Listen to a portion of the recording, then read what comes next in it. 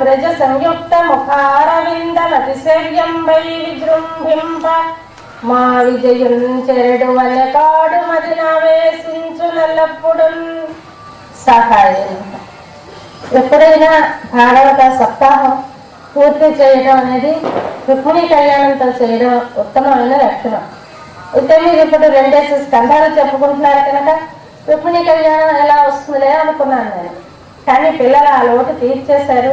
రుక్మిణీ కళ్యాణంలో కొన్ని పద్యాలను అనుసంధానం చేసి చక్కటి వాక్కుతో చక్కటి స్వరంతో మనకు వినిపించి తృప్తిని కలిగించారు. ఇక్కడ పిల్లలందరూ కూడా ఆయుర ఆరోగ్య ఐశ్వర్యాలతో ఎంతో ఇంకా ఉత్తమమైన ఆధ్యాత్మిక చింతనతో ఉత్తమ గృహిణులుగా ఇంకా మీరు పెళ్ళిళ్ళైపోయి వెళ్ళిపోతారు. ఇక్కడి నుంచి వెళ్ళిపోయిన తర్వాత కూడా ఇక్కడ డాక్టర్ గారు మీకు అలవాటు చేసినటువంటి ఈ భావనలు మరిచిపోరు. అక్కడికి వెళ్ళినా గబుక్కులు లేవగానే ఒకసారి దండం పెట్టాలనిపిస్తుంది. ఏదైనా ఎక్కడైనా మైకులో ఒక కృష్ణారామ వినపడుతూ ఉంటే వినాలనిపిస్తుంది. ఏదైనా ప్రోగ్రాం అవుతుంటే వెళ్ళాలనిపిస్తుంది. ఇలాంటివన్నీ మీకు భవిష్యత్ జీవితంలో మీ మనస్సుల్లో నాటుకుపోవడానికి పునాదులు వేస్తున్నారు డాక్టర్ గారు ఇప్పుడు ఇక్కడ.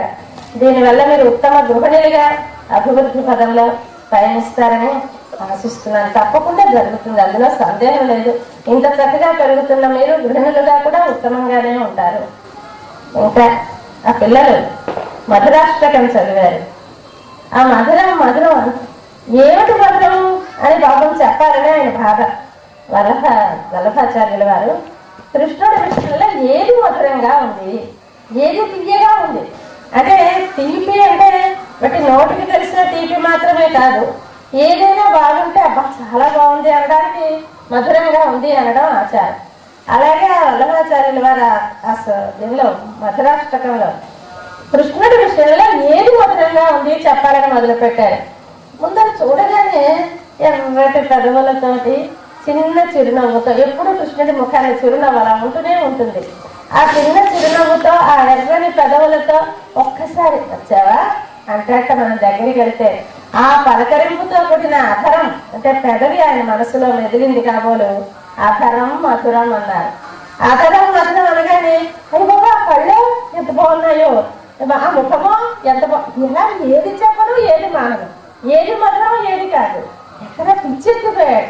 అయితే అన్ని ఒక 4 అయినా మధురాలు చెప్పడం. మధురాధిపతే అఖిలం మధురం, మరి ఇంకేం చెప్పను, ఆ మధురాధిపతి అంతా మధురమే, మరి ఇది అదేది చెప్పలేను నేను అంటారు.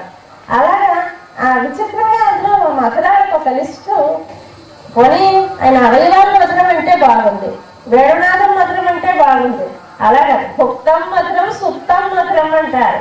ఆయన తింటూ ఉంటే అదన్నా తింటూ ఉంటే చూడాల్సింది, చూస్తూ ఉంటే అబ్బా ఎంత బాగుంటుందో. అసలు నిజానికి తిండి వికారంగా ఉంటుంది, కానీ కృష్ణుడు వెన్నముద్ద తింటూ ఉంటే చూసి తీరాలట ఎంత ముద్దుగా ఉంటుందో. పెద్ద కుండ పెడితే ఆ కుండలో మీద నుంచి తీసుకుంటే చక్కగా వస్తుంది వెన్న.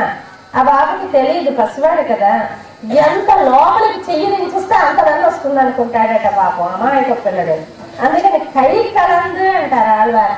కై అంటే చెయ్యి ఇంకా లోపలికి దోపేసి వెన్న తీసుకున్నట్టు ఎక్కువ వెన్న వస్తుంది అనుకొని దాంతో ఏమైంది ఇక్కడి వరకు వెన్న పూసుకుపోయింది చేతి నిండా. అసహ్యంగా ఉండదండి నీ కృష్ణుడు అలా ఉంటే ఎంత ముద్దుగా ఉన్నాడు అంట. అలాంటి మధురాధిపతిని కలుసుకొని ఆ పిల్లలు పరవశిస్తూ పాట పాడారు, చక్కటి పాట. అది మధురాష్టకం అనేది రోజు మనం చదువుకోవాల్సినటువంటిది. 8 అష్టకం, అది 8 శ్లోకాలే ఉంటాయి. కానీ 8 శ్లోకాలు కూడా ఆ కృష్ణుని యొక్క ప్రతి కదలిక మధురమే. ఏమే ఆనందం అంటూ పొంగిపోతారు. ఆయన గురివింద పూసల మాలిక వేసుకునేవాడు, పాపం పల్లెటూరు వాడు కదండి, ఏవేవో పిచ్చి పిచ్చి పూసలన్నీ గుచ్చుక మెళ్ళ పడేసుకునేవాడు. అది కుంజా మధుర మాలా మధుర అంటారు. ఆ కుంజ అంటే గురివింద పూసలు, ఆ పూసల మాల, ఆ పూసలు అందమే, ఆ పూసలన్నీ కలిపి మాలగా తీసేసుకున్నా అందమే. కృష్ణుడు ఏది చేస్తే అందం కాదు అంటూ పరవశించిపోతారు. ఆనాడు వల్ల కాదు, ఎవరైనా ఒక్కసారి కానీ కృష్ణ అనుకుంటే పారవస్యం కలగకుండా ఉండదు. కాకపోతే మనకి 1 సెకండ్ ఉంటుంది, మహాపురుషులకి ఎక్కువసేపు ఉంటుంది అంతే తప్ప కృష్ణ నామానికి ఉన్న శక్తి అది, మన శక్తి అక్కర్లేదు. కరెంటు షాక్ కొట్టింది అంటే నేను చాలా పర్ఫెక్ట్ గా ముట్టుకున్నాను కానీ కొట్టింది కాదు, దానిలో ఆ శక్తి ఉంది. కృష్ణ నామానికి ఆ శక్తి ఉంది. ఆ కృష్ణనామాన్ని ఉచ్చరించిన ప్రతి వాళ్ళకి కలిగిస్తుంది. అసలు ఆ పేరే కృష్ణ అంటే అంతులేని ఆనందం. అంతులేని ఆనందం అని పేరే పెట్టుకున్నాడు కృష్ణుడు. అటువంటి కృష్ణ పరమాత్మని మీరు అడుగడుగునా భావిస్తున్నారు. ఇవాళ మరొక మీ సెంటర్ మరొకటి ఉంది, అక్కడికి వెళ్ళాను. అక్కడ కాళీవర్ధనం కృష్ణుడు ఉన్నాడు. ఎంత బాగున్నాడో! కాళీయాహిపై తాండవ కృష్ణుడు, ఏడి ఏడి తాండవ కృష్ణుడు అని లక్ష్మణ యతీంద్రులని వారు దాని గురించి పాడతారు. ఏడి ఏడి తాండవ కృష్ణుడు, అడుగో అడుగో తాండవ కృష్ణుడు అంటుంటే మనకు కూడా తాండవ కృష్ణుడు కనిపిస్తాడు. అలాంటి కృష్ణ విగ్రహం అక్కడ ఎంత అందంగా ఉందో! అలా సంతతము కృష్ణ భావనతో బతుకుతున్నారమ్మా అదృష్టవంతులు మీరందరూ. మీ సన్నిధిలో ఒక వారం రోజులు ఉండే భాగ్యాన్ని నాకు మా ప్రభావతి గారు కల్పించారు. ఆవిడ నన్ను మీకు పరిచయం చేశారు. పరిచయం చేసినందువల్ల ఇంత చక్కటి గోష్ఠిని, ఇంత చక్కటి వాతావరణాన్ని, ఉపన్యాసాలు చెప్పడం పెద్ద వింత కాదు, ఏదో చెప్తూ ఉంటాం. కానీ ఇలా అమాయకమైనటువంటి ఈ పసిపిల్లల దగ్గర, నిర్మలమైన నిష్కల్మషమైనటువంటి వాళ్ళ దగ్గర ఇన్నాళ్ళు చెప్పడం అనేది చాలా తృప్తిగా ఉంది నాకు. ఇంకా మనం ప్రహ్లాద చరిత్రలో ఉన్నాం. సరే, అందరూ వెక్స్ అయిపోయారు ప్రహ్లాదుడితో. ఎలాగూ లాభం లేకపోయింది. అన్ని సామదాన దండోపాయాలు అంటూ ఉంటారు రాజులు. సామం అంటే మంచిగా బతిమాలడం. అది అయింది. పాపం నాయన చదువుకోమ్మా, గురువు గారు చదువు చెప్తారు, బుద్ధిగా ఉండమ్మా అని చెప్పాడు. బతిమాలేడు, బామాలేడు, కొట్టాడు, తిట్టాడు. ఏమి చేసినా లాభం లేకపోయింది. కొని ఎక్కడ పడి ఉంటాడా అంటే అది కూడా లేకుండా చుట్టూ ఉన్న రాక్షస పిల్లలందరికీ కూడా వేదాంతం చెప్పడం మొదలు పెట్టాడు. దాంతో మనం ఏం చేయాలో పాలుపోలేదు. అప్పుడు మళ్ళీ గురువు గారిని తీసుకొచ్చి పడేసరి, నీ ఇష్టం వచ్చినట్టు చేసుకొని ఈ కొడుకుని, మరి నేను చదువు చెప్పలేము, ఇలాగ అందరినీ పాడు చేసేస్తున్నాడు, తా చెడ్డ కోతి వనవెల్లా చేర్చింది అన్నట్టుగా తన పాడైతే పోయింది. మా మిగతా పిల్లలందరినీ కూడా బాధిస్తున్నాడు కనుక వద్దులే, నీ ఇష్టం వచ్చినట్టు చేసుకోమని తిరిగి దిగపెట్టేశారు. అప్పుడు వచ్చేసాడు పాపం. వచ్చేస్తే అప్పుడు మన హిరణ్యకశిపుడు, నాయనా నువ్వు ఎంత ధైర్యంగా మాట్లాడుతున్నావు కదా, వైకుంఠుడు అంటూ ఉంటావు, నువ్వు ఉత్తి కలిగి ఏమిట్రా నీకు ఆ ధైర్యం, ఏం చూసుకొని నువ్వు ఇంతలా చేస్తున్నావు? అక్కడెక్కడ లేడు అసలు విష్ణువు, నేను చూసేశాను. ఎప్పుడు చూసేసాడు? హిరణ్యాక్షుడు చనిపోయిన తర్వాత ఎక్కడున్నా సరే విష్ణువుని అంతం చేసేస్తాను అన్ని లోకాలకి వెళ్ళి తిరిగాడు. ఎక్కడైనా విష్ణువు కనపడతాడేమో. వైకుంఠానికి కూడా వెళ్ళిపోయాడు. వెళ్ళిపోతే అక్కడ కూడా భగవంతుడు కనపడలేదు. ఏమైపోయాడు? హిరణ్యకశిపుడులోనే దూరిపోయాడు అప్పుడు. ఎందుకంటే వాడికి ఇంకా చనిపోయే టైం రాలేదు, ప్రహ్లాదుడు అవతరించాలి. అందువల్ల అప్పుడు కనపడలేదు. అందువల్ల ఎక్కడ లేడు, విష్ణువు లేడు, నేను చూసేసాను అంతటా, భగవంతుడు అంటూ లేడు అని నిశ్చయానికి వచ్చేసాడు. మనకి హేతువాదులు అంటూ ఉంటారు, నాస్తికులు. వాళ్ళు అలాగే చెప్తూ ఉంటారు, ఎందుకు దేవుడు ఎందుకు, ఏం అక్కర్లేదు, మనమే అవన్నీ చేసేయగలం, ఏం భగవంతుడు అనేవాడు ఎందుకు వేరే ఉండాలా ఏంటి, ఏం అక్కర్లేదు, సున్నం ఆకు వక్క కలిపి నవ్వుతే ఎర్రగా పెదవులు అవుతాయి. ఆ పెదవులు అవడానికి ఎవరైనా లిప్స్టిక్ తెచ్చి వేశారా? కాదు కదా. ఆ మూడు కలిస్తే ఎలాగైతే ఒక రంగు పుట్టిందో అలాగే పంచభూతాలు కలిస్తే ఒక చైతన్యం కలుగుతుంది. ఆ చైతన్యమే మనిషి పుట్టుకకే కారణం. అంతే తప్ప వేరే ఒక దేవుడు, ఆ దేవుడు ఏదో చేయడం అక్కర్లేదు, ఇదంతా న్యాచురల్ అని వాళ్ళు చెప్తూ ఉంటారు. ఎంత చెప్పినా మన భారతీయ సంప్రదాయంలో ఉన్న అదృష్టం ఏంటంటే ఎంతమందో చెప్తున్నారు దేవుడు గురించి పట్టించుకోక్కర్లేదు, స్వతసిద్ధంగా మనకే మన చైతన్యం ఉంది, మనమే తెలివైన వాళ్ళం, మనకన్నా అతీతమైన ఒక శక్తి అక్కర్లేదు, మానవుడి శక్తి చాలు అని చెప్తున్నా మనకి ఎక్కడ వేశారో విత్తనం, ఏ మహర్షులు పాతారో ఈ సంస్కారం మాత్రం మనల్ని వదలటం లేదు. మనం మాత్రం భగవంతుడిని నమ్ముతూనే ఉన్నాం. ఎందరు ఎన్ని అన్నా సరే పోవడం లేదు. ఇక్కడ మన సంప్రదాయంలో అలాగా ఏదో ఒక మూల ఏదో ఒక దైవాన్ని ఆరాధించడం అనేది సంస్కారయుతంగా వస్తూనే ఉంది. అలాగే హిరణ్యకశిపుడు అడిగాడు, ఎలాగా నువ్వు ఏం చూసుకొని నువ్వు ఇంత విర్రవీగుతున్నావు, నీకు ఎవరు బలం, ఏ బలం చూసుకొని నువ్వు విర్రవీగుతున్నావు, నీ వెనకాతలు ఎవరున్నారు అని అడిగాడు. అయ్యో నాన్నగారు, నాకేంటి, బలయుతులకు దుర్బలులకు బలం ఎవడు, బలం కలవాళ్ళకైనా బలం లేని వాళ్ళకైనా ఎవడు బలమో, నీకు నాకు బ్రహ్మాదులకు బలమెవ్వడు, ప్రాణులకు బలమెవ్వడు, అట్టి విభుడు బలము సురేంద్ర, నీకు నాకు కాదయ్యా, దేవతలకి కాదు, రాక్షసులకు కాదు, ఎవరికైనా ఏదైనా ఒక చిన్న గడ్డి పడక వాడు తుంపాడు అంటే ఆ శక్తి భగవంతుడు ఇచ్చినదే, లేకపోతే రాదు. నువ్వు ఇంత విరమీగుతున్నావంటే ఆ బలం నీదే, నేను నేను ఎదిరించిలా నిలబడుతున్నానంటే నాకు బలం వాడే, మరెవరు వేరే అక్కర్లేదు, భగవంతుడి బలమే ఈ బలం అని చెప్పాడు ధైర్యంగా. చెప్పేసరికి ఆశ్చర్యం వేసిపోయిందా వాడికి, కోపం వచ్చేసింది. కోపం వచ్చి కంఠక్షోభముగా నొత్తిలి మహాగాఢంబుగా డింభ వైకుంఠం చెప్పదు. కంఠక్షోభముగా అంటే గొంతుగా నొప్పెట్టేలా అరుస్తున్నావు, వైకుంఠుడు అంటే వస్తాను కదా, అంత చక్కగా కంఠం నొప్పెట్టేలాగా వైకుంఠుడి గురించి చెప్తున్నావురా, ఇదేమిటి, నేను చూస్తే నాకు చాలా కోపంగా ఉంది అన్నాడు. అంటే నేను ఎందరిలో జయించేశాను, నా దగ్గర భయపడిపోయి రవి మింట వెరయ వెరసు, సూర్యుడు ఆకాశం మీద ఎక్కువ వేడిగా వెలగడానికి భయపడతాడు, గాలి ఎక్కువ వీచడానికి భయపడుతుంది, యముడు కూడా వచ్చి పర్మిషన్ అడిగి ఎవరైనా చంపాలంటే రంగేశ్వర గారు మీ ఊళ్ళో పలానా ఇవాళ చంపాలండి, ఇవాళ కుదరదురా రేపురా అంటే రావాల్సిందే. అలాగా అంత కంట్రోల్లో ఉంచాను నేను దిక్పాలకులందరినీ కూడా.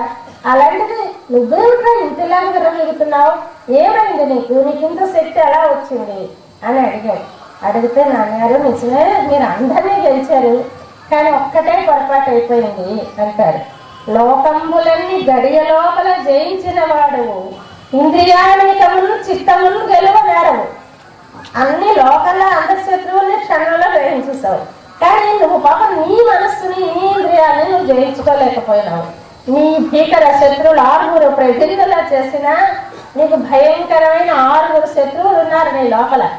కామ క్రోధ లోభ మోహ మద మాత్సర్యములు అంటారు.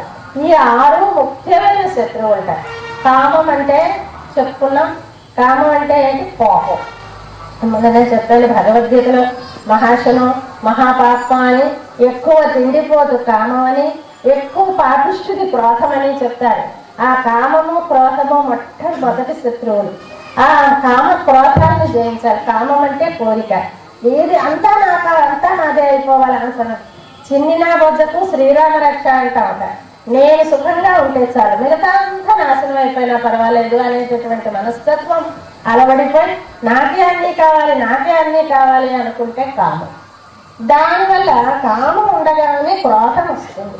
ఇప్పుడు చూడండి, ఏదైనా ఒకటి లభించకపోతే గిన్నెలు విసిరేయటం, పుస్తకాలు విసిరేయటం, చెంబులు కొట్టేయడం ఇలా చేస్తూ ఉంటారు. ఎందుకు అలా చేస్తారు అంటే ఆ అచేతనం మీద కోపం కాదది, నీ మనసులో ఉన్న కోరిక తీరనందువల్ల నీలో ఒక ఆవేదన వచ్చేస్తుంది. ఆ ఆవేదనని బయటికి వ్యక్తం చేయడానికి ఒక గిన్నె ముంతో ఏదుంటే దాన్ని కొట్టేస్తూ ఉంటారు, ఇలాగే పుస్తకం విసిరేస్తారు, తన బుర్ర తను కొట్టేసుకుంటారు కొందరు. ఇదంతా ఏంటంటే ఆ కోపం మరి తట్టుకోలేదు. కామం వల్లే కోపం పుడుతుంది. కామ క్రోధం, లోభం మోహం. లోభం అంటే అస్సలు మరికి ఏమీ ఎవరికి కాకుండా అంత. ఇందాక కామంలో కోరిక ఉంటుంది, ఇప్పుడు కోరికో కాదో తెలియదు, మొత్తం ఎవరికి ఇంత విసురు ఉండకూడదు, నాకే అంతా వచ్చేయాలి అనిపిస్తుందట. దీనిని లోభము అంటారు. లోభం. ఇవాళ ఈనాడు పుస్తకంలో ఈ చిన్న పిల్లల దానిలో ఒక కథ రాశాడు. ఎంత బాగుందో, మీరు ఎవరు చదివారో లేదో కానీ పిల్లలు అలాంటి కథలు చదవండి, బాగుంటుంది.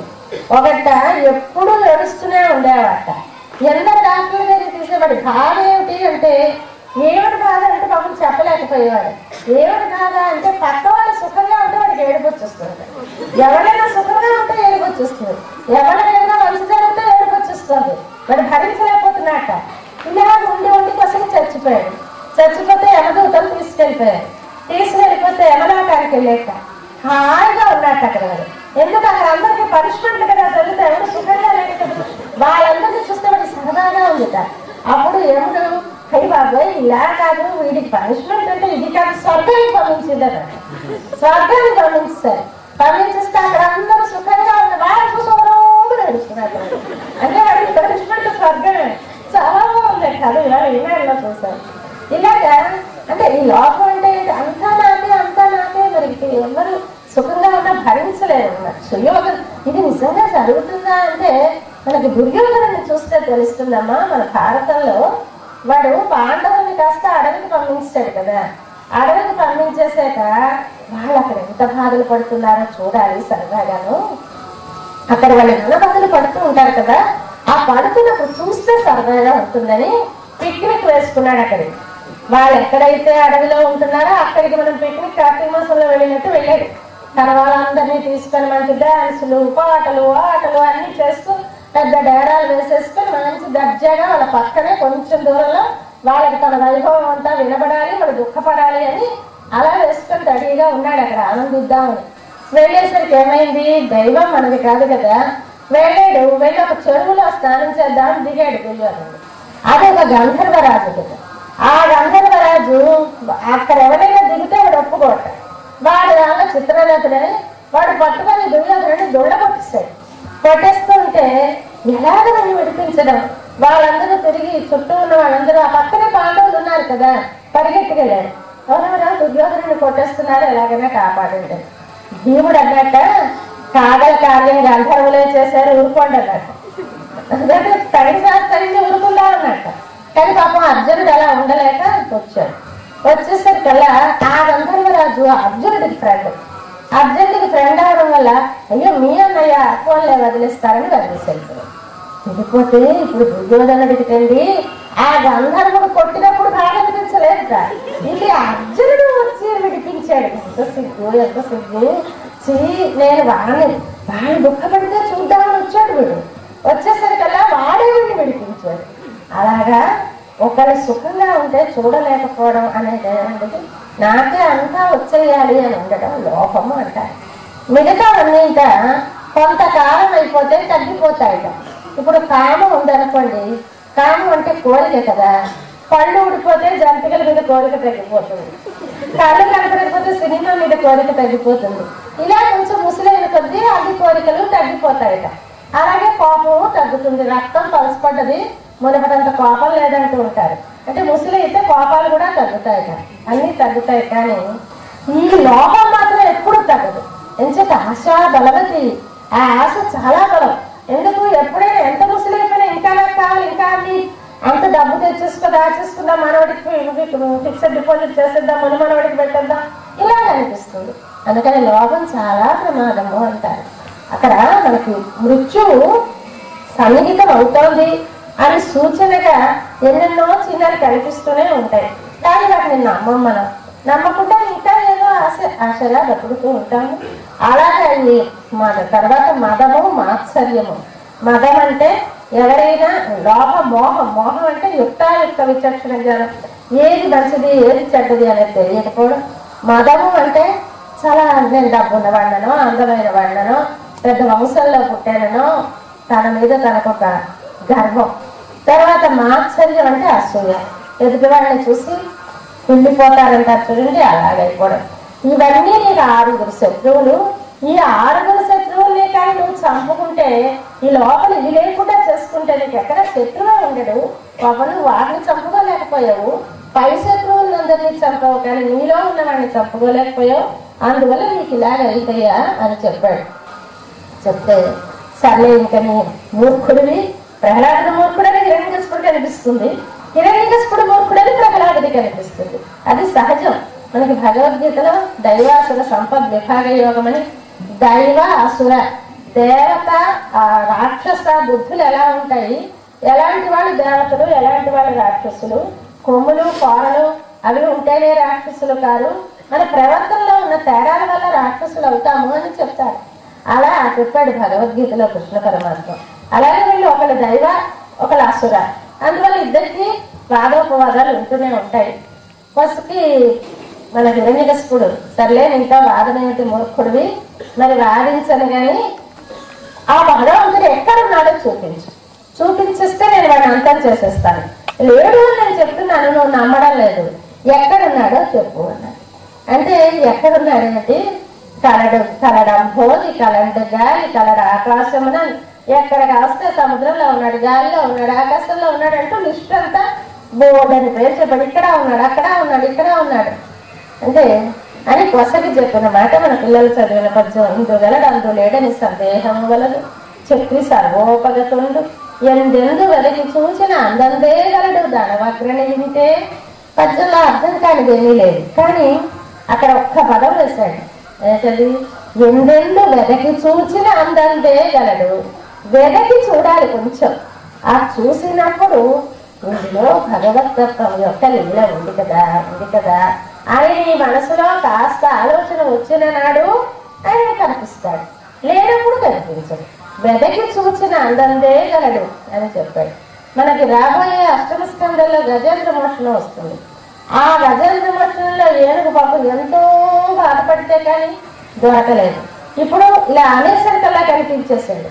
ఎందువల్లంటే ఆ గజేంద్రుట కలడందరూ దీనులయ్యడ, కలడందరూ పరమయోగి గణముల పాలన, కలడందరూ అన్ని దిశలను, కలడు కలండనడు వాడు కలడో లేడో అన్నాడట. కలడో లేడో, ఉన్నాడో లేడో, మరి అంతే, లేట్ అయిపోయింది. మనవాడు సందేహం లేదు, వెంటనే వస్తాడు. అయితే ఈయన ఈ మధ్యనే కట్టించేటండి ఆ సభాభవనం. ఆ సభాభవనం దగ్గరుండి సిమెంటు ఇసుక అన్ని పాళ్ళు అవి బాగా ఉండేలా చూసుకొని కొత్తగా కట్టించుకున్నాడు. అక్కడ నారాయణ లేడని మనకి తెలుసు, తనే కట్టించాడు ఆ స్తంభం. అవన్నీ తనే పునాదులు అవి చూశాడు దగ్గరుండి. ఎక్కడ నారాయణ దూరలేదు, అంతట ఇక్కడ ఉండడు అని స్పష్టంగా తెలుసు వాడు. అందుకని ఈ స్తంభంలో ఉంటాడా అని అడిగాడు. అక్కడ స్తంభాన్ని చూపించి అంటే ప్రహ్లాదుడు పక్కపక్క అన్నాడట. అయ్యయ్యో, స్తంభంలో ఉండడు, చిన్న పురుగులో ఉంటాడు, దోమలో ఉంటాడు, నలుసులో ఉంటాడు, ఇంత పెద్ద స్తంభంలో ఉండడా? ఎందుకు ఉండడు? డౌటే లేదు ప్రహ్లాదుడి విషయంలో, సందేహం ఉండకూడదు. పరిపూర్ణమైన విశ్వాసం ఉండాలి, అది చాలా కష్టం. పరిపూర్ణమైన విశ్వాసం ఉండడం అనేది చాలా అదృష్టం, ఎవరికో లభిస్తుంది. అలా లభించింది పిల్లడికి కనుక మన ప్రహ్లాదుడికి ఏ సందేహం లేదు. దానిలో ఉన్న స్తంభంలో ఉండకపోవడం ఏంటి అన్నాడు. అనేసరికి కూడా ఈ పసివాడు ఏదో చెప్పేస్తున్నాడు ఎంచక్క, కానీ భగవంతుడికి టెన్షన్ అయిపోతాందట. అది భగవంతుడు ఇలా చెప్పేస్తున్నాడు, అయితే భగవంతుడు అంతటా ఉంటాడు, దానిలో సందేహం లేదు. కానీ ఒకటే, ఇప్పుడు వీరి దగ్గర రావాలంటే మామూలుగా భగవంతుడు పలికిరాడు కదా. ఇప్పుడు బోర్డలు వింత కోరికలు కోరాడు. ఇంట చావకూడదు, వీధిలో చావకూడదు, ప్రాణం ఉన్న వాటితో చావకూడదు, ప్రాణం లేని వాటితో చావకూడదు, పొద్దుడు చావకూడదు, పగలు చావకూడదు, రాత్రి చావకూడదు, ఇలా కోరాడు. ఒక్క చావు లేకుండా చేయడం తెలియలేదు పాపం. అలా అనిస్తే మరి ఏ బాధ లేదు. మనం ఇలాగే దేవుణ్ణి కోరుతూ ఉంటాం, ఏదో నాకు జ్వరం తగ్గేలా చేయి, కాళ్ళ నొప్పి తగ్గేలా చేయి, మా అబ్బాయి పాస్ అయ్యేలా చేయి, అంతా నీదేనయ్యా అనిస్తే ఆయన చూసుకుంటాడు అనిపించదు. అలాగా ఈయన కూడా పాపం అలా కోరాడేమో. ఆ కండిషన్లన్నిటికీ కుదిరేలా రావాలన్న నరసింహావతారంతో రావాలి. సగము నరుడు, మిగతా భాగం సింహం. అంటే మనిషి చేత చావుడు, జంతువు చేత చావుడు, అంచేత రెండు కలిసినటువంటి ఒక రూపంతో రావాలి. ఇంట్లో చావుడు, వీధిలో చావుడు. అందుకోసం గుమ్మం మీద పెట్టుకుని చంపుతాడు, గోడతో చంపుతాడు. గోడలు అయితే ప్రాణం ఉందా అంటే ఉంది, లేదంటే లేదు. ప్రాణం లేకపోతే ఎలా పెరుగుతున్నాయి? ప్రాణం ఉంటే కొరుకుతే నొప్పెట్టదే. అసలు ప్రాణం ఉందా లేదా రెండింటికి సమానం. అలాంటి అన్ని కండిషన్లో కుదరాలి కనుక పాపం ఆయన సత్యం విధాతం నిజభృత్య భాషితం. ఆ సత్యం విధాతం, ఆ పసివాడు చెప్తున్న దాన్ని సత్యం చెయ్యాలి, నిజం చెయ్యాలి. మరి పిచ్చి నమ్మకంతో చెప్పేస్తున్నాడు, తప్పకుండా అవుతుంది, తప్పకుండా అవుతుంది, ఉన్నాడు మా విష్ణువు అంతటా ఉన్నాడు, ఆయన పేరే విష్ణువు, ఆయన లేకపోవడం ఏమిటి అని చెప్పేస్తున్నాడు. ఆ చెప్పేస్తున్న మాట నిజం చేయకపోతే పసివాడు మాట పడిపోతాడు. అందుకని చెప్పాడు, ఇందులోంచి వచ్చే నీ దేవుడు కాపాడాడు, లేదా అదే దెబ్బ నిన్ను కొట్టి చంపేస్తాను అని చెప్పాడు. ఎంతసేపు అన్ని ప్రయత్నాలు అయ్యే చంపలేకపోయాడు, అయినా మళ్ళీ కోపం అలా అంటున్నాడు.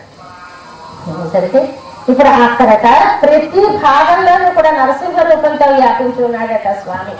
ఎందుకని ఏమో ఎక్కడ అడుగుతాడో, స్తంభమే అడుగుతాడని ముందు గ్యారంటీ ఏంటి?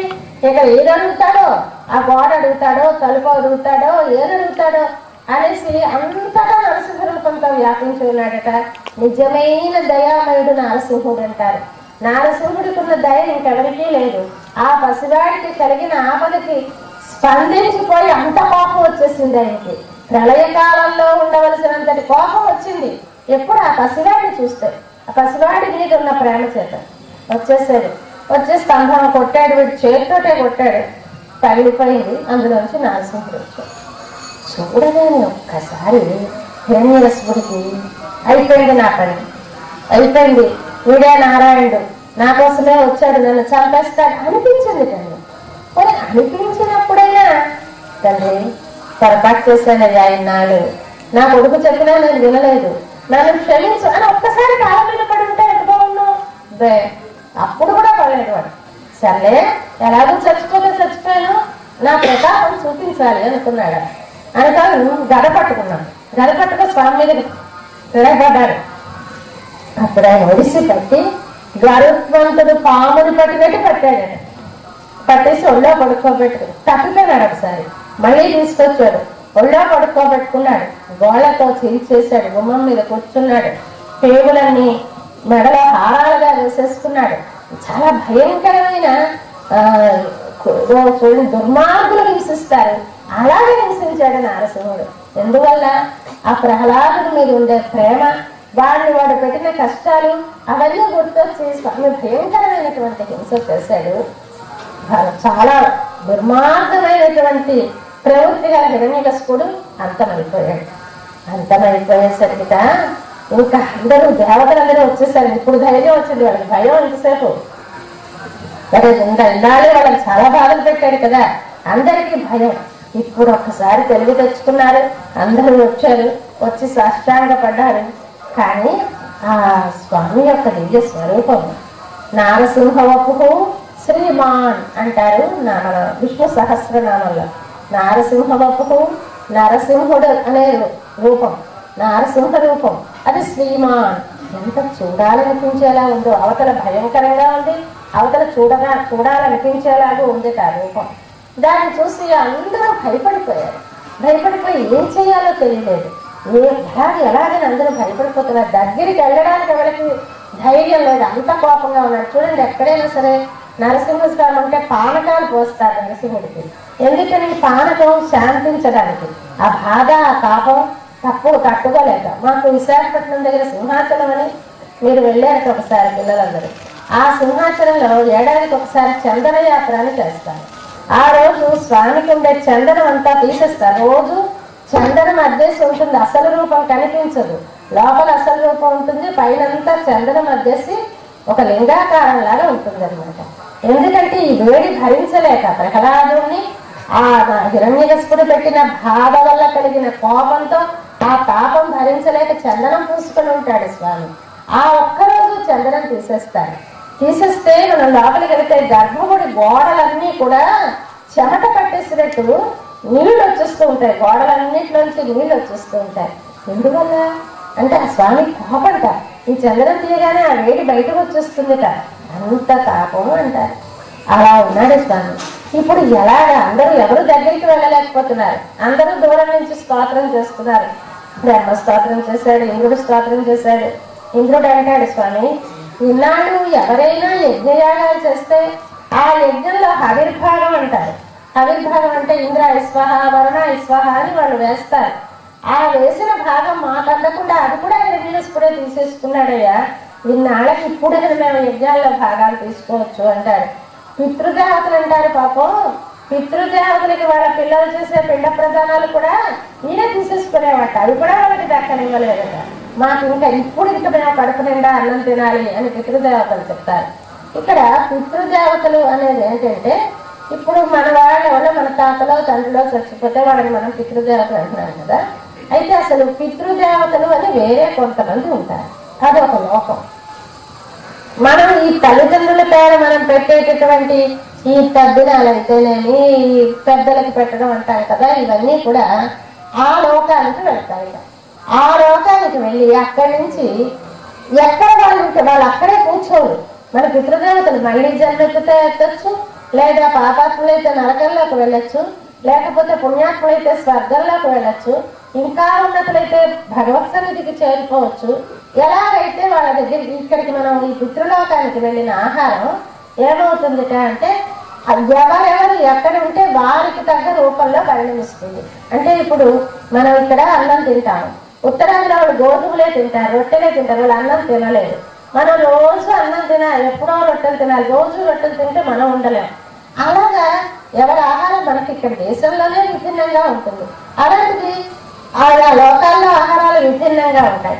ఇప్పుడు మనం చేసినటువంటి ఈ ఆహుతులు మంత్ర రూపంలో వెళ్ళి అక్కడ పితృదేవతలు అని ఆ లోకంలో ఉన్న దేవతలు ఆయా చోట ఎక్కడ వాళ్ళు ఉంటే పోస్టులు చేసి పని చేస్తారు. అక్కడ అక్కడ వాళ్ళు మనుషులుగా పుట్టేశారు అనుకోండి, మనుషులుగా పుడితే ఆ మనిషికి ఎక్కడైతే వాడు పుట్టి ఉన్నాడో వాడికి సంపన్నమైన జీవితం, హాయినటువంటి ఆహారం లభించేలా చేస్తారు. దేవలోకంలో ఉంటే ఆ దేవతలకు తగినటువంటి ఆహార రూపంగా పరిగణింప చేస్తారు. నరకంలో ఉంటే ఆ నరకంలో కూడా ఆ రోజు వాడు సుఖంగా తినేలాగా ఏర్పాటు అవుతుంది. ఇలాగ లేదు, వాడు పరమపదానికి వెళ్ళిపోయారు అనుకోండి, భగవత్ సన్నిధికి వెళ్ళిపోయారు అనుకోండి. ఇప్పుడు మీ సుబ్బాయమ్మ గారికి మీరు చేసేది ఆవిడ పరమపదానికే వెళ్ళిపోయి ఉంటారు. ఎందుకంటే ఆవిడ చనిపోతున్నప్పుడట కోమాలోకి వెళ్ళిపోయే ముందర సర్వే జన సుఖనో భవంతు అంటూ ఆవిడ తెలివి తప్పిపోయారట. ఎక్కడైనా సరే తెలివి తప్పిపోయేటప్పుడు మా అబ్బాయి ఎలా ఉంటాడు, మా అమ్మాయి ఎలా ఉంటాడని ఆలోచిస్తారు సహజంగా. అలాంటప్పుడు కూడా ఆవిడ లోకం అంతా సుఖంగా ఉండాలి అనుకున్నదంటే ఆ తల్లి పరమపదానికే వెళ్ళి ఉంటారు. కృష్ణ కృష్ణ భజన చేస్తూనే వెళ్ళిపోయారట. అటువంటి వాళ్ళు ఆ పరమపదానికి వెళ్ళిపోతారు కదూ, వెళ్ళిపోతే వాళ్ళకి మరి అక్కర్లేదు, మనం పెట్టే ఆహారం వాళ్ళకి అక్కర్లేదు. అప్పుడేమవుతుందట, మనం పెట్టే ఆహారం రీడైరెక్ట్ అవుతుంది. ఇప్పుడు పోస్టులో మనం ఏదైనా వేస్తే అక్కడ అడ్రస్, ఆ అడ్రస్ వ్యక్తి లేకపోతే మళ్ళీ ఆ కవర్ మనకే వచ్చేస్తుంది. అలాగే ఏమవుతుందట, మనం ఇంకా సుఖశాంతులతో, మన పిల్లల ఆరోగ్యాలతో మనం చక్కటి ఆహారం తింటూ మనం చక్కటి లైఫ్ డీల్ చేస్తూ ఉంటామట. మనం అక్కడికి కానీ మన వాళ్ళు వెళ్ళిపోతే మనం చేసిన పితృకార్యాల వల్ల తిరిగి మనకు వచ్చి మనకే శ్రేయస్సు కలుగుతుంది అంటారు. ఈ విధంగా పితృలోకాల్లో ఉన్న వాళ్ళకి పంపించేది కూడా మన హిరణ్యకశిపుడే బుక్ చేసుకుంటూ ఉండేవట. ఇలాగే ఎవరికి అందనివ్వకుండా చేస్తున్నాడు హిరణ్యకశిపుడు. ఇప్పటికి అవన్నీ తగ్గాయి తండ్రి, నీ దయ వల్ల మేము సుఖంగా ఉంటాం అని చెప్పాడు. చెప్పి అంటే ఎలాగే ఈయన కోపం ఎలా తగ్గించటం, అమ్మ లక్ష్మీదేవిని చూసి, అమ్మ హరికి పట్టపు దేవివి, హరి సేవా నిపుణమతివి, హరిగతివి, సదా హరిరతివి, నీవు సని హరి రోషంబుడింపవమ్మా హరివరమచ్చ అని పిలిచారు అమ్మని లక్ష్మీదేవి. నీకే శక్తి ఉందమ్మా, మరెవరూ చేయలేరు. ఎంచేతంటే హరికి పట్టపుదేవి, హరి సేవా నిపుణమతివి, హరిని సేవించడంలో నైపుణ్యం గలదానివి, హరిగతివి, హరే దిక్కని నమ్మిన దానివి, హరిరతివి, హరిలోనే హరి దగ్గరేనే ఆనందాన్ని అనుభవించేదానివి. నువ్వు తప్ప మరెవరూ చేయలేరమ్మా, నువ్వు వెళ్ళి ఆయనకి మళ్ళించు అని చెప్పారు. సరే అవునా, అవును నిజమే, మావారు కదా, నేను వెళ్ళకపోతే ఎవరు వెళ్తారనుకుంది. పాపం 4 అడుగులు వేసిందండి. వేసేసరికి బాబోయ్, ప్రళయాత్మ బింబంబు పగిలి ఉన్నది గాని నిర్మయము పూర్ణేందు నిభము కాదు. ఎప్పుడును మంచి పూర్ణమి చంద్రుల్లా ఉండేది ఆ ముఖం, ఇప్పుడు చూస్తుంటే ప్రళయాత్మ బింబంలా ఉంది. అంటే ప్రళయ సమయంలో సూర్యుడు ఎలా ప్రకాశిస్తాడో అలా ఉంది, కానీ చందమామలా లేదు. ఈయన దగ్గరికి నేనేం వెళ్ళగలనని భయపడిపోయింది. పలికదనని గమకముగొను, పలికినప్పుడు నలుగు విపుడు ప్రతివచనంబోళ్ళు పలుకడని నిలుచు, శశిముఖి పలువిడి హృదయమున చలవు భయమును గదరను. భర్త దగ్గర ఇదివరకు చలువే, కానీ ఇప్పుడు చూస్తుంటే అమ్మో ఒక్క అడుగు వేస్తే, ఈ అడుగు వేస్తే మళ్ళీ భయం వేస్తుంది, మిగలేనేమో అనిపిస్తుంది, మాట్లాడలేనేమో అనిపిస్తుంది. అలా ఆవిడ కూడా వెనక్కి తగ్గిపోయింది. అప్పుడు ఇంకళ్ళ వల్ల కావటం లేదు, అందరూ భయపడిపోతున్నారు దగ్గరికి వెళ్ళడానికి. అందరూ దూరంగా నుంచో కబుర్లు చెప్పిన వాళ్ళే. అప్పుడు బ్రహ్మదేవుడు వెళ్ళి ప్రహ్లాదుడితో, నాన్న నీకోసం రా స్వామికి ఇంత కోపం వచ్చింది, నువ్వు వెళ్ళమ్మా, నిన్ను చూస్తేనే శాంతపడతాడు, ఎవరిని చూసినా మరి పడడు అని అనేసరికి ఆ పసివాడికి భయం తెలియదండి. అసలు అప్పుడు వాళ్ళ నాన్నగారు చితకొడుతున్నా భయం లేదు, కొండల నుంచి తోయించేస్తున్నా భయం లేదు, ఇప్పుడు వెళ్ళిపోరా అన్న భయం లేదు అంటాడు. అవును, స్వామి దగ్గరెందుకు భయం? మనకి భయం వెయ్యాలంటే మనం ఈ లోకంలో మనం అన్ని చూస్తూ ఉంటే అమ్మో ఈ విషయాలన్నీ మనం ఎలా బంధించేస్తున్నాయి, ఇవి చూస్తే భయపడాలి. కానీ నారసింహుడి దగ్గర భయం ఏమిటి, మన మీద ప్రేమతో అక్కడ ఆయన ఎలా ఉన్నాడు అని చక్కగా వెళ్ళిపోయాడు. వెళ్ళిపోయి సాష్టాంగా పడి నమస్కారం చేశాడు. 5 ఏళ్ల పిల్లడు, స్తుతించడం ఏమొస్తుంది, మాటలు ఏమొస్తాయి? ధ్రువుడికి చెప్తారు కదా, ధ్రువుడికి శంఖం బుగ్గ మీద రాస్తే వాడికి మాటలు వచ్చాయన్నట్టుగా మన ప్రహ్లాదుడికి ఆ స్వామి యొక్క చెయ్యి ఇలా శిరస్సు మీద పెట్టాట. దగ్గరికి వెళ్ళేసరికల్లా ఇలా తల మీద చెయ్యి పెట్టాడు. పెట్టేసరికల్లా ఒక్కసారి ఏం వచ్చిందో, ఎంత వేదాంతం చెప్తాడో, తండ్రి నువ్వే కారణతత్వమయ్యా, నువ్వే ఆదిమధ్యాంతరహితుడు అయ్యా, నువ్వు తప్ప వేరొకరెవరు రక్షకులు ఈ లోకంలో లేరు, నువ్వే రక్షించేవాడివి, శిక్షించేవాడివి. ఇప్పుడు నువ్వు చేసినది శిక్ష కాదు, ఇది రక్ష. మా తండ్రి చేసిన తప్పుకి నువ్వు దిద్దుబాటు చేసావు అంటే నన్ను కొట్టాడు నన్ను తిట్టాడని కాదు, ఎక్కడైనా భగవద్భక్తులకి సజ్జనులకి హాని కలిగితే ఇలాంటి పనిష్మెంట్ ఉంటుంది సుమా అని తెలియచెప్పావు. ఇది నువ్వు ఉపకారం చేసావు, ఈ కోపాన్ని నువ్వు తగ్గించుకో, శాంతుడవు అని ప్రార్థన చేశాడు. చేస్తే అప్పుడు భగవానుడు, తండ్రి చాలా సంతోషించానయ్యా, నిన్ను నీకేమనుకోవాలో కోరుకో, నీకు ఏది కావస్తే అది ఇస్తానన్నాడు. ఏది కావస్తే అది ఇస్తానంటే అబ్బాయి నాకు వరాలు ఎందుకు, నాకు ఇంక కావాల్సిందే ఉంది కనుక అన్నీ నువ్వు ఇచ్చేసావు, నాకు ఏది కావాలో అది నువ్వు ఇచ్చేసావు, నాకు ఇంకేమీ వేరే వరం అక్కర్లేదయ్యా అన్నా. అంటే అక్కర్లేకపోయినానైనా మనకిట మనం చేసిన కర్మ అంటే మనం చేసే పని, ఆ పని 3 రకాలుగా ఉంటుంది. ఆగామి, సంచితము, ప్రారబ్ధము అని. ఆగామి అంటే మళ్ళీ జన్మల్లో ఇంకా అనుభవించవలసినది. సంచితము అంటే ఇన్నాళ్ళకి మూట కట్టి ఉన్నది, ఎప్పటి నుంచో చేస్తున్న కర్మంతా ఓ సంచిలో వేసుకున్నట్టుగా అనుకోండి. సంచితం అంటే ఇంత మూట కట్టుకున్నట్టుగా మనం ఎన్ని జన్మల నుంచో చేస్తుంది మనం అనుభవించవలసింది. పుణ్యము ఉంటుంది, పాపము ఉంటుంది. పుణ్యఫలాన్ని అనుభవించడానికైనా మనం జన్మలెత్తాలి, పాపఫలం అనుభవించడానికైనా జన్మలెత్తాలి. దాన్ని సంచితము అంటారు, ఆ మూట.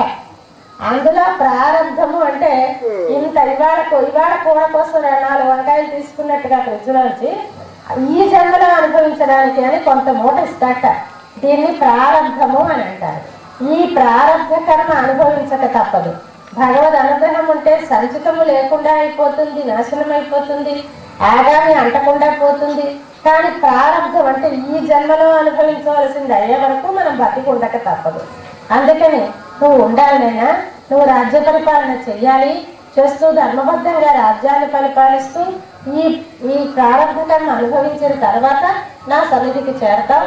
అంతవరకు ఈ లోకంలో నువ్వు అనుభవించాలి, అందువల్ల నాకు ఏం కావాలో కోరుకో అన్నాడు. అంటే అయితే నాకేం అక్కర్లేదు, కానీ మా నాన్న నీ గొప్పతనం తెలుసుకోలేక వాళ్ళ తమ్ముడిని చంపావనే కోపంతో మీరు శత్రుత్వం పెట్టుకున్నాడు, ఎంత పాపం చేశాడు, నీ భక్తుడైన నన్ను హింసించాడు, ఈ పాపాలన్నీ పోయి మా నాన్నకు మోక్షం కలిగేలా చెయ్యి అన్నారు. ఇది చాలా విచిత్రమైన కోరిక. ఎప్పుడైనా చిన్న హై స్కూల్లో నేను పనిచేసేదాన్ని టీచర్గా, 2 పిల్లలు దెబ్బలాడుకొని వస్తారు. ఏడుస్తూ వస్తుంది ఒక అమ్మాయి. ఏమ్మా అంటే అలా అమ్మాయి కొట్టిందండి అంటాను. అంటే అది అలాగే కొట్టిందా అని ఆ పిల్లల గురించి మనం ఒక్క దెబ్బ కొడితే దేవుడు మారుస్తుంది. అది దీనికి ఏమి నా ఆయింట్మెంట్ రాయలేదు, ఏం చేయలేదు. అలా పిల్లలు ఒక దెబ్బ కొట్టేసరికి లేదా కసిపినా సరే వీళ్ళు ఎవరు మారుస్తారు. ఎందువల్ల అంటే మనకి జరిగినటువంటి హానికి ప్రతీకారం తీర్చుకున్నప్పుడు మన మనసులో ఏదో ఒక హాయి, ఒక తృప్తి జరుగుతుంది. ఫస్ట్ పిల్లల దగ్గర నుంచి చిన్న పిల్లలు దెబ్బలాడతారండి, 2వ పిల్లలు దెబ్బలాడితే వీళ్ళు ఊరుకుంటారు. అది మనకి సహజ లక్షణం జీవనం. అలాంటి లక్షణాన్ని అధిగమించిన వాళ్ళు ఇలాంటి మహానుభావులు. రామానుజాచార్యుల వారి శిష్యుడు కూరస్తాళ్వాలని ఉండేవారు. ఆ రామానుజాచార్యులు అంటే ఆ ఊళ్ళో రాజుగారికి అప్పుడు శైవం వైష్ణవం బాగా తగువులవుతున్న రోజులు. ఈ విష్ణు భక్తుడంటే శివభక్తుడైన రాజు కోపం. అందుకని రామానుజాచార్యుల వారిని చంపించేయాలని ప్రయత్నించారు. ఆయన తీసుకురమ్మని భటుల్ని పంపించారు.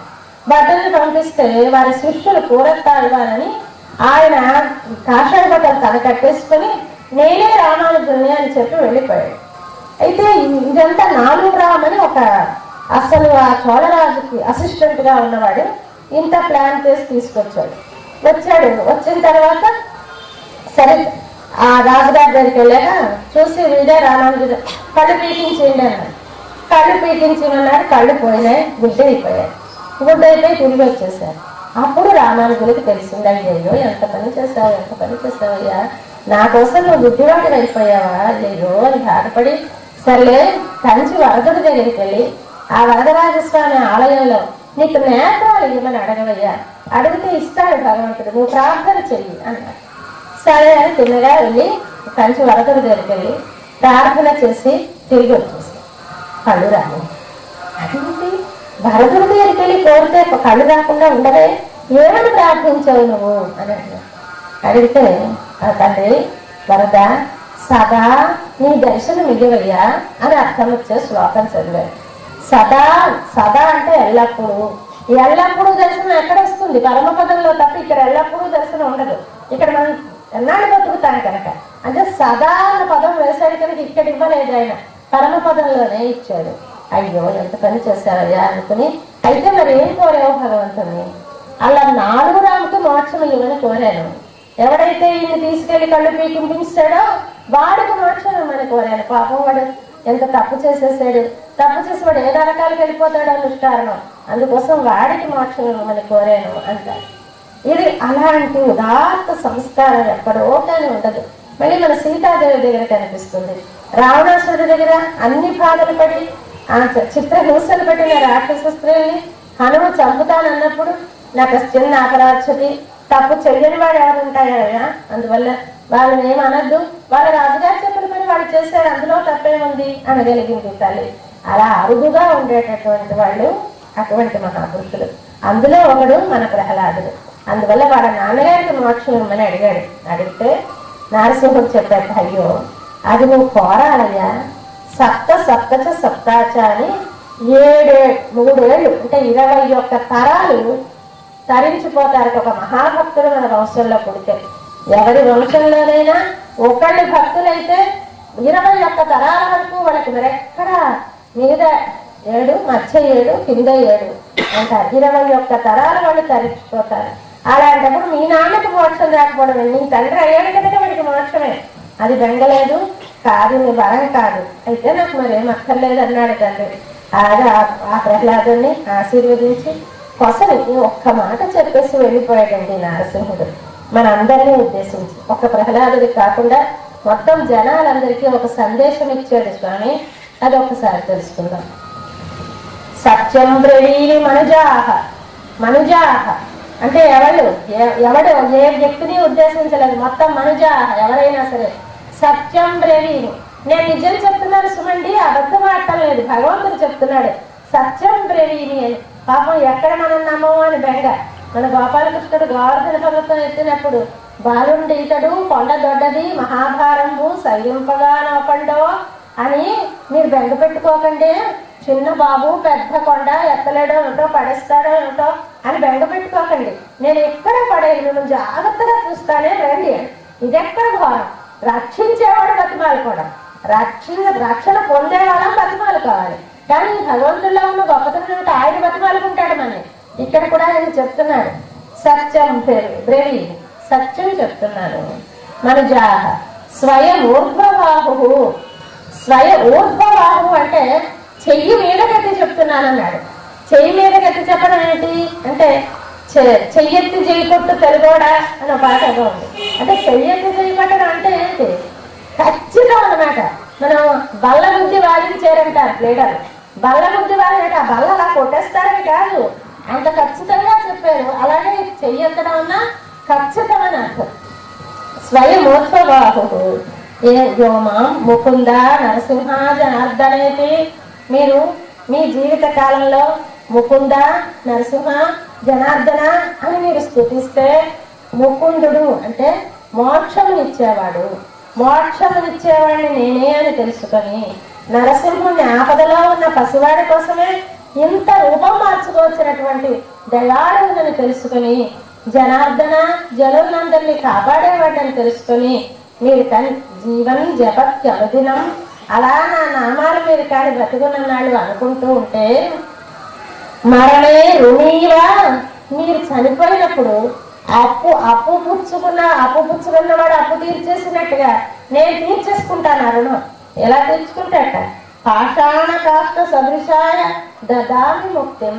పాషాణంలాగా కాష్టంలాగా అంటే ఒక రాయిలాగా ఒక కర్రలాగా పడి ఉన్నటువంటి మిమ్ముని నేను ముక్తికి తీసుకెళ్తాను అని ఆఖరిసారిగా ఆ మాట చెప్పేసి ఆయన అంతర్ధానం అయిపోయాడు నరసింహుడు.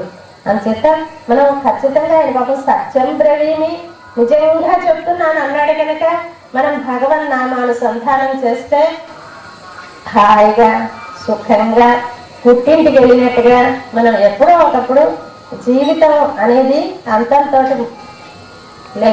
లేకుండా ఉండదు. ఎప్పుడైనా కొంత వయసు 100 ఏళ్ళు బతుకుదాం, మనమేం తొందరపడద్దు, కానీ 100 ఏళ్ళు అయ్యాకైనా వెళ్ళాలి కదా. ఆ వెళ్ళినప్పుడు హాయిగా తీసుకెళ్తాట తన సన్నిధికి, బ్రతుకున్నాడు జీవితాన్ని సుఖవంతరంగా గడిపిస్తాడు.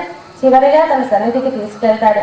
అటువంటి నారసింహుని యొక్క కథ ఎవరు విన్నా దానిలో ఒక శాంతి, తృప్తి, ప్రహ్లాదుడికి లాగా దేనికి భయపడనటువంటి ఒక మానసిక స్థితి.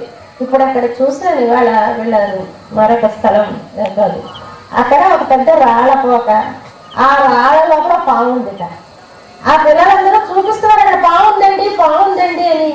నా కళ్ళు బాగా కానక నాకు కనపడలేదు, కానీ ఆ పిల్లలందరూ అక్కడ పావుంది అంటున్నారు. మరి పావుంటే మీరెలా కదా ఇక్కడ ఇలా తిరుగుతున్నారు, భయం లేదా, పరిగెట్టగలరా, అలా పావుంటే ఎప్పుడు వచ్చేస్తున్నా, ఏం భయం లేదండి, అదేం చేయదండి అంటున్నారు. ఎలాంటి మనకు మానసికమైన ధైర్యం వచ్చింది? ఇది నరసింహుడి అనుగ్రహం ఉందన్నమాట. అందుకని అటువంటి మానసిక స్థితిని మనకు కల్పించి భగవానుడు తన రక్షణలో మనం ఉంచుకుంటాడు అని ప్రహ్లాద చరిత్ర మనకు చెప్తుంది. ఈ సప్తమ స్కంధంలో ప్రహ్లాద చరిత్ర కాక ఇంకా తర్వాత ఉన్నది ఏంటంటే పురంజయోపాఖ్యానం. ఒకసారి ఎప్పుడూ దేవతలకి దానవులకి తగవలే కదా, ఈ వీళ్ళని ఎలా జయించడం అని వాళ్ళు, వాళ్ళని ఎలా జయించడం అని వీళ్ళు, ఇలా అస్మానం ప్లాన్లు వేసుకుంటూనే ఉంటారు. ఆ ఒక ప్లాన్ లో ఈ రాక్షసులు ఏం చేశారంటే మల్లుడు అని వాళ్ళకు ఉన్న ఒక శిల్పి, ఆయన మంచి మంత్రవేత్త, ఆయన ఆశ్రయించాడు. ఆశ్రయిస్తే ఆయన ఒక మూడు నగరాలు సృష్టించేశాడు. ఈ 3 నగరాలు ఎలా ఉంటాయట, ఎక్కడికి పడితే అక్కడ వెళ్ళిపోగలం. ఇప్పుడు మేము ఉండ్రాజనం వెళ్ళిపోయి తాడేపల్లిగూడలో దిగిపోగలరు. అలా ఆ నగరాలు ఎక్కడికి పడితే అక్కడికి వెళ్ళిపోగలవు. వాళ్ళ ఇష్టం వెళ్ళిపోయి అక్కడ వాళ్ళని వచ్చేసి ఆ నగరం అంతా ఒక ఊరి మీద పడుతుంది, ఊరంతా పచ్చడైపోదు. అలాగే వాళ్ళని హింస చేస్తూ దేవతల్ని ఎగురుతూ ఆ నగరాలతో, ఆ నగరాల్లో జనం కూడా ఎగురుతూ అందరినీ బాధ పెడుతూ ఉండేవారు. బాధ పెడుతూ ఉంటే పరమశివుడిని ప్రార్థించారు దేవతలు. పరమశివుడు ఒక బాణం వేశాడు. వేస్తే వాళ్ళందరూ చనిపోయారు. 3 పురాల్లో వాళ్ళు చనిపోయారు. చనిపోతే వాడేం చేశాడు, మైడు మృత సంజీవని రసం అని చచ్చిపోయిన వాళ్ళని బతికించే ఒక రసం తయారు చేశాడు.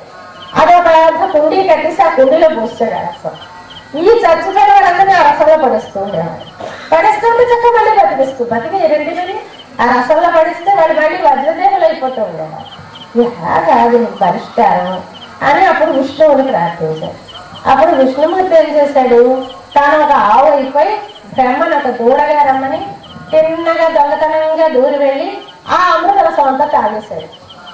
తాగేస్తే మరి అది ఎండిపోయింది. అప్పుడు వాడు మళ్ళీ బతకడం లేదు. ఇప్పుడు ఆ త్రిపురాలని ధ్వంసం చేయాలి. త్రిపురాల్లో ఉన్నవాళ్ళని ధ్వంసం చేస్తే లాభం లేదు, త్రిపురాలే నాశనం చేయాలి. అందుకోసమని పరమశివుడికి తన ఒక అమ్ము అయ్యాడు విష్ణుమూర్తి, తన బాణం అయ్యాడు. బాణమై దానిలో వెళ్ళి ఆ బాణంగా ఉంటే త్రిపురాసుర సంహారం చేశాడు పరమశివుడు. ఆ త్రిపురాలు నశించిపోయాయి. అప్పుడు లోకం సుఖంగా ఉంది అనేది ఒకటి. తర్వాత మనకి ఇదంతా కూడా మనం ఇందాక ఉదయం చెప్పుకున్నాం. శిశుపాలుడు చనిపోయే సందర్భంలో ధర్మరాజు నారదుని ప్రశ్నిస్తే ఈ ప్రహ్లాద చరిత్ర వచ్చింది. ఏమిటయ్యా విష్ణుమూర్తికి పక్షపాతం ఏంటి, రాక్షసుని హింసిస్తాడని, దేవతల్ని కాపాడతాడని, ఆయన కూడా పక్షపాతమేనా అని అడిగితే పక్షపాతం కాదు, రాజస్థ తామస గుణాలు అడగాలి, సత్వగుణం బయలుపడాలి అనే ప్రయత్నంలో వాళ్ళని రక్షిస్తాడు, వీళ్ళని హింసిస్తాడు అని చెప్పాడు కదా. అలా చెప్తూ నారదుడు చెప్తున్నదే ఇదంతా. అంటే శుకుడు పరీక్షిత్తుకి చెప్తున్న కథలో మళ్ళీ కథలో ఉపకథ అనమాట. ఇలాగ మన ధర్మరాజు నారదుని ఇలా అడిగాడు, ఇలా చెప్పాడు అని చెప్తున్నాడు. ఇక్కడ వచ్చిన తర్వాత నారదుడు ధర్మరాజుతో చెప్తూ ఉంటే ధర్మరాజు అడుగుతాడు, అయితే మేము ఎలాగ ధర్మ పరిపాలన చేయాలి, ధర్మరాజుకి ధర్మం తెలీదా? ఆయన ఇంకా అడుగుతాడు నారదుని, మనం అయితే ఇంకెంత బయలు పెట్టుకోవాలో, ధర్మరాజుకే డౌట్ అంటే ఆయనకి డౌట్ లేదు, కానీ ఇంకా ఏమైనా పొరపాటు ఉందేమో, ఇంకా ఏమైనా తేడా ఉందేమో అని బెంగ చేత నా ప్రవర్తన ఎలా ఉండాలి, నేను ఎలా ఉండాలి, ఎవరు ఎలాగ ప్రవర్తించాలి అవన్నీ అడుగుతారు. అడిగితే దానిలో మళ్ళీ ప్రహ్లాదుడు పెద్దవాడు అయ్యాక ఆయన ఒకసారి అలా తిరుగుతూ అడవిలో వెళుతూ ఉండగా ఒక అవధూత అంటారు. అవధూత అంటే సన్యాసి. ఆ సన్యాసి అజగర వ్రతం చేస్తున్నట్ట. అజగర వ్రతం అంటే ఏంటి? అజగరం అంటే కొండ చిలువ. కొండ చిలువ లాంటి వ్రతం. కొండ చిలువకి వ్రతం ఏమిటి? కొండచిలువ ఏం చేస్తుంది, అది ఎక్కడా తిరగదుట, ఒక చోట అలా పడుకో ఉంటుందిట. దాని దగ్గరికి ఏదొస్తే దాని ఆత్మని తినేస్తుంది అంతే. దాని దగ్గరికి వచ్చింది అది గుర్చేసుకుంటూ ఉంటుంది, అదే దాని వ్రతం. అలాగే చేస్తున్నాడు వీడు కూడా. ఒక చోట ఉంటాడు అంటే ఏది లభిస్తే తింటాడు, లేకపోతే విచారించడు, అలా ఉంటున్నాడు అంటే. ఆ అవధూత దగ్గరికి వెళ్ళి చూస్తుంటే చాలా బాగున్నాడు, బుక్కలా ఉన్నాడు చూడడానికి. మరి తిండి చూస్తే ఏదో కాయో కసరో ఏది అప్పుడు దొరికితే అదే తింటున్నాడు, ఎక్కడికి వెళ్ళటం లేదు. వెళ్ళకపోతే నీకు ఇంత బలం ఎలా వచ్చింది, నువ్వు ఎలా ఇలా ఉన్నావు అని అడిగాడు. అడిగితే నాయన నాకు సంతృష్టి వల్ల ఈ బలం వచ్చింది, నాకు తృప్తి ఉంది. ఇవాళ ఒక కాయ తిన్నా పండు తిన్నా ఏమీ లేకపోయినా నేను హాయిగా మనస్సులో ప్రశాంతంగా ఉంటాను, అందువల్ల నాకు ఇది వచ్చిందయ్యా, అంతే తప్ప నేను తిన్నందువల్ల రాలేదు. తినడం అనేది కాదు ముఖ్యం, తిండి ఇంత కొంచెం కూడా సరిపోతుంది మన శరీరానికి, కానీ పెంచేస్తాం మనం, దానికి అలవాటు చేసేస్తాం, ఎక్కువ ఆహారం అలవాటు చేస్తాం. అలవాటు చెయ్యకపోతే కొంచెం తిన్న వాళ్ళు కూడా బాగానే ఉంటారు, ఆరోగ్యంగానే ఉంటారు. ఇప్పుడు మంత్రి సత్యనారాయణ గారు ఆయన వైద్యంలో అన్నం తినలేవు, అన్నం వద్దంటారట. ఏవో మొక్క పెసలు పళ్ళు కాయలు అవే తింటే వాళ్ళు బాగానే ఉన్నారు, మనకన్నా ఆరోగ్యంగా ఉంటారు. ఎందువల్ల అంటే అది ఒక అలవాటుని బట్టి శరీర ధర్మాన్ని బట్టి ఉంటుంది తప్ప మన ప్రయత్నంతో ఉండదు. అందువల్ల ఇప్పుడు అలాగా నేను బతుకుతున్నానయ్యా నా అవధూత చెప్తాడు. అక్కడ ఈ ధర్మాలని ఎవరు ఎలా ఎలా ఉండాలి, సన్యాసి ఎలా ఉండాలి, గృహస్థు ఎలా ఉండాలి, విద్యార్థి ఎలా ఉండాలి, ఇలాగన్నీ ధర్మాలు చెప్తారు. అప్పుడు చెప్పినప్పుడు గృహస్థ ధర్మాలు చెప్తూ ఆ సన్యాస ధర్మాలు సరే మనకెందుకు, మనమే సన్యాసులు అవ్వం కదా, ఇప్పుడు ఎవరో ఆలోచనలో లేక కనుక మనకి టైం లేదు కనుక గృహస్థ ధర్మాలు చెప్తున్నా. గృహస్థ ధర్మాలు ఎలా ఉండాలి అంటే, గృహస్థులు తన ఇంటికి వచ్చినటువంటి అతిథులను ప్రేమపూర్వకంగా ఆదరించాలి, తనకి చేతనైనంత దానం చేయాలి అని చెప్తారు. దానం చేయడంలో పద్ధతి ఏంటంటే, ఎలా మనం దానం చేయాలి, మనకి అంతంత చెయ్యలేం కదా అందరం, పెద్దగా డబ్బులు కూడా బాగా చేస్తారు, మనకి అందరికీ అంత ఉండదు. ఎలా చేయాలంటే నీకున్నంతలో నువ్వు చేయగలిగింది చెయ్యి. దానికి ఒక కథ చెప్తాను, అంటే భాగవతంలో కాదు, మామూలుగా కథ. ఒక రాజుగారు ఓడంత ఐశ్వర్యంతో చాలా సుఖశాంతులతో ఉన్నారట. అంటే ఆయన దగ్గరికి గాలవుడని ఒక ఋషి వచ్చాడు. వస్తే ఆ ఋషిని అడిగాక, నాకు ఇంత ఐశ్వర్యం ఉంది కదా, దీనికి కారణం ఏంటి, నేను పూర్వజన్మలో ఏం చేశాను, ఎందువల్ల నాకు ఇలా వచ్చిందో చెప్పండి. అంటే ఏం లేదయ్యా, నువ్వు అప్పుడు ఒక బీద రైతువి, ఏమీ లేదు కింద జన్మలో నీకు, నీ పొలం ఒడ్డుని ఎలాగో పడ్డదో పొట్లపాదు పుట్టింది, పొట్లపాదు పుట్టి పొట్లకాయలు కాచివి, కాస్తే ఆ పొట్లకాయలు నువ్వు అమ్మేసుకుంటే నీకు ఆ రోజుకి పాపం బతుకుతావు, అయినా సరే ఆ పొట్లకాయలు అలా వచ్చిన బ్రాహ్మణులకు దానం చేసావు, అందువల్ల నీకు ఇంత ఐశ్వర్యం వచ్చిందయ్యా ఈ జన్మలో అని చెప్పాను. అలాగా అనుకున్నాక అక్కడి నుంచి ఏం చేశాడు, ఆ పొట్లకాయలు పంచితే ఇంత ఐశ్వర్యం వస్తుందని ఊరు నిండా పొట్లపాదులు పెట్టించేసాడు. ఊరు నిండా పొట్లపాదులే, కట్టలు మోపులకు మోపులు పొట్లకాయలు కాయించడం, ప్రతి వారికి పట్టుబడుకోండి, మీరు పట్టుబడుకోండి, మాకు వద్దులా చచ్చిపోతే మేము రోజు పొట్లకాయలు వాళ్ళకి అది పొట్లకాయలు పట్టుబడిపోండి అనేవాట. ఎవరు వస్తే వాళ్ళకి ఇన్ని పొట్లకాయలు ఇచ్చేస్తూ ఉండేవాట. ఇచ్చేస్తుంటే ఊళ్ళో అందరికీ దేశంలో అందరికీ పొట్లకాయలు అంటే ఎలర్జీ పట్టుకుంది, అలా పనిచేస్తున్నాడు. అప్పుడు మళ్ళీ ఇక ఆడవుడు వచ్చాడు. వస్తే చూసారా ఎలా పంచుతున్నానో పొట్లకాయలు, అంతకింత అయితే ఇంతకెంతో అన్నట్ట. అంటే అప్పుడు ఒక 2 పొట్లకాయలు ఇస్తే నాకు ఇంత రాజుగా ఇచ్చాడు కదా, ఇప్పుడు ఇన్ని పొట్లకాయలు ఇచ్చేస్తున్నాను ఎంత వస్తుందా అన్నారు. అంటే ఇదన్నట్ట, అంతకింత అయితే ఇంతకంతే అన్నది. అంతేనే అంటే మరి అప్పుడు నీకు ఏమీ లేని స్థితిలో ఆ ఉన్న 2 పొట్లకాయలు ఇచ్చావు కనుక నీకు అది ఉత్తమ ఫలితం వచ్చింది. ఇప్పుడు నువ్వు రాజు, బోర్డు అంత ఇవ్వగలవు, ఇవ్వగలిసి పొట్లకాయలు పంచుతున్నావు, అంచేత నీకు మళ్ళీ పతనం అని చెప్పాడు. అలాగా ఉపనిషత్తు చెప్తుంది ఎలా ఇవ్వాలో. శ్రీయాదేయం క్రియాదేయం, నువ్వు ఎలా ఇవ్వాలి, సంపన్నుడు నీకున్న సంపదకి తగినట్టు. క్రియాదేయం సిగ్గుపడుతూ ఇవి, అది ఇస్తూ సిగ్గుపడటం ఏంటి, ఇంతే ఇవ్వగలిగాను, ఇంతకన్నా ఇవ్వలేకపోయానే అనుకుంటూ ఇవి. మన ఈ సుబ్బారమ్మ గారిట తను ఇచ్చింది 2వ కంటి వాడికి తెలియనిచ్చేవారు కదా, చాలా రహస్యంగా ఇచ్చేసి పట్టుకొని అనేవారట. దానికి ఎందుకు రహస్యం అంటే ఆవిడకి దానివల్ల కీర్తిని ఆవిడ కోరుకోలేదనమాట. ఇప్పుడు ఇస్తే ఇచ్చినందువల్ల ఎంతంత కీర్తి అంత పౌడించుకుంటారు అందరూ, అది ఆవిడకి ఇష్టం లేదు. అలాగే ఇచ్చేయడం అంటే ఇచ్చేయడమే, అలాగే ఉండేది కాదు. అలాగే దానం అనేది మన స్తోమతకి తగ్గట్టు మనం ఇవ్వగలిగినంత మన ఆదాయంలో కొంత భాగం. మన క్రిస్టియానిటీలో వాళ్ళకి ఏదో ఉంటుంది కదా, ఇంత పర్సెంట్ వాళ్ళ దైవానికి వాళ్ళ ధనం అర్పించాలి అని. అలా మనకేమి నియమం లేదు, కానీ మనమే ఏర్పరచుకొని ఏదో కొంత మన అంటే అందరం డబ్బే ఇచ్చేయలేము. కొందరు సేవ చేయొచ్చు, కొందరు ఏదో వాక్కుతో ఒకరికి సహాయపడచ్చు. రకరకాలుగా మనం ఇంటికి వచ్చిన వాళ్ళని ఆదరించడం అనేది, దానం అనేది, అతిథి అభ్యాగత సంపూజనం, ఇంట్లో దేవతారాధనం, కొంచెమైనా ఏ మాత్రం సమయమైనా నీకు మనకున్న సమయంలో టైం లేదండి అంటూ ఉంటారు చాలా మంది. టైం లేదు అన్న వాళ్ళకి మనం సమాధానం ఏం చెప్పాలంటే, టీవీ చూడడానికి టైం ఉంటుందా, పక్కింటి వాడితో కబుర్లు చెప్పడానికి టైం ఉంటుందా, వీళ్ళ గురించి వాళ్ళ గురించి మాట్లాడుకుంటే టైం ఉంటుందా, వీటిలోంచి కొంత తగ్గించుకుంటే ఒక్క అరగంట మిగలదా రోజుకి. లేకపోతే కొంచెం ముందర లేవండి, రాత్రి కొంచెం ఆలస్యంగా పడుకోండి, ఏదో ఒకటి చేసి ఒక అరగంట మన టైం మన కోసం మనం మిగల్చుకుంటే మిగతా అంతా మన లోకంలో జీవితాన్నంతా వ్యర్థంగానే గడుపుతాం. మన కోసం మనకి మిగిలేది కొంచెం టైం మాత్రమే. అలాంటి టైంని సద్వినియోగం చేసుకుని గృహస్థ ధర్మాన్ని కానీ ఆచరిస్తే ఏ సన్యాసికి పొందనటువంటి అదృష్టం గృహస్థుకు కలుగుతుంది. సన్యాసి కన్నా వేగంగా భగవంతుని పొందగలడు గృహస్థు. అంటే గృహస్థాశ్రమం అనేది తక్కువది కాదు, మిగతా వాటికన్నా చాలా గొప్పది. ధర్మరాజా, నువ్వు చక్కగా పొందుతావయ్యా. అయినా నీకేమిటయ్యా ఇవన్నీ నేను చెప్తున్నాను, కానీ నీ ధర్మాలు ఎందుకు నీకు? కృష్ణుడు మీ ఇంట్లో చెలియే మెనమరందియే, నీకు స్నేహితుడు, బావ, నీకు మంచి సారథి, సచివుడు అన్నీ ఆయనే కదా. మన సారథి, మన సచివుడు, మన నెయ్యము, మన సఖుండు, మన చదివారు పిల్లలు. అలాంటి వాడే కదా ఆయన మీ ఇంట్లో ఉండగా, మీ ఇంట్లో తిరుగుతూ ఉండగా మీకు ధర్మాలు ఎందుకయ్యా? ఆయనే ధర్మం. ధర్మాలు రెండు రకాలు. ఏమిటి ధర్మాల్లో? ధర్మం అంటే ఏంటి అసలు? ధర్మం అంటే సుఖ సాధనము. సుఖాన్ని ఏది పొందిస్తుందో దాన్ని ధర్మము అంటారు. సుఖాన్ని పొందించేది అంటే సుఖము అంటే ఏది?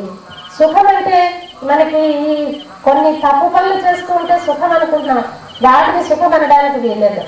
ధర్మబద్ధంగా సుఖం ఏదైతే శాస్త్రం ఒప్పుకుందో ఆ సుఖాన్ని అందించేది ధర్మం. ఆ ధర్మానికి ఈ ధర్మాలు రెండు రకాలు. ఒకటి మనం చేసే ధర్మాలు, ఒకటి తనంత తానుగా ఆవిర్భవించిన ధర్మం, సాక్షాత్ ధర్మం భగవానుడు. ఆ భగవానుడే మనకి ధర్మమై మనకి ఏది కావాలంటే అది అందిస్తాడు. అటువంటి పరమాత్మ మీకు అండగా ఉన్నాడయ్యా, మీకేమి లోటు కనుక మీరు చాలా సుఖ సంతోషాలతో ఉంటారు అని ధర్మరాజుకి నారద మహాముని చెప్పి, అయినా ఎంతటి వాళ్ళకైనా భగవద్ ఆశ్రితులు అవ్వడమే కాక భగవంతుని ఆశ్రయించిన వారిని ప్రేమించడం కూడా ఉత్తమ గతికి సాధనం అవుతుంది. అంతకన్నా ఇది ఎక్కువ సాధనం అవుతుంది. భగవంతుని ప్రేమించడమే కాక భగవద్భక్తుల్ని సేవించినందువల్ల కూడా ఉత్తమమైన ఫలాన్ని పొందుతాం. దానికి నేనే ఉదాహరణ అని చెప్పాడట నారదుడు. ఏమంటే ఈయన పూర్వం బ్రహ్మకల్పంలో ఒక గంధర్వుడిగా ఉండేవాడట. ఆ గంధర్వుడిగా ఉన్నప్పుడు ఆయనకి విషయం మామూలుగా పాట, ఆట, డాన్స్ వీటన్నిటి మీద దృష్టి, సరదాలు ఎక్కువ, అలా గడుపుతూ ఉండేవాడట. ఒకసారి బ్రహ్మలోకంలో ఒక సభ అయితే ఆ సభకు వెళ్ళి అందరూ భగవంతుని గురించి కీర్తిస్తూ ఉంటే వీడేమో పిచ్చి పాటలన్నీ పాడాడట. పాడితే బ్రహ్మదేవుడికి కోపం వచ్చి, నువ్వు ఒక శూద్రుల ఇంట్లో అంటే దాసి ఇంట్లో పనివాడిగా పుడుదువుగాక అని శపించేశాడు. శపించిస్తే మళ్ళీ జన్మలో ఒక దాసి ఇంట బిడ్డడై పుట్టాడు. అది మీరు ప్రథమస్కందంలో విని ఉంటారు, చాలా రోజులు అయిపోయింది, మర్చిపోయి ఉండొచ్చు.